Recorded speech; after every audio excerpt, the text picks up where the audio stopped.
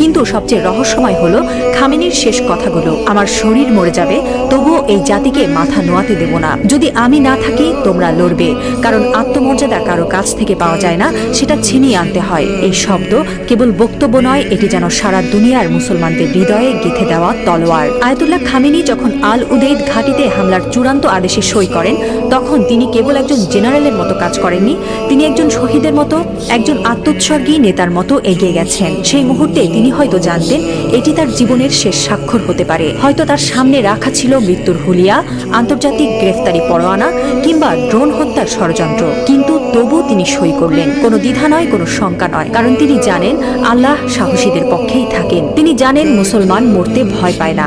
যারা আল্লাহর পক্ষে থাকেন তারা জানে মৃত্যু মানেই পরাজয় নয়, বরং আত্মত্যাগী বিজয়ের শুরু। এই একজন মানুষ এখন আর কেবল ইরানের নেতা নন, তিনি হয়ে উঠছেন সারা বিশ্বের মুসলিম উম্মার প্রতীক। একজন বিশ্বাসী, একজন অটল মুজাহিদ, একজন সাহসী পিতার মতো তিনি বলছেন, আমি থাকি বা না থাকি তোমরা লড়বে। হ্যাঁ মুসলিম উম্মাহ, তোমরা মাথা নিচু করো না। লা ইলাহা ইল্লাল্লাহ, আল্লাহ ছাড়া আর কোনো ইলাহ নেই।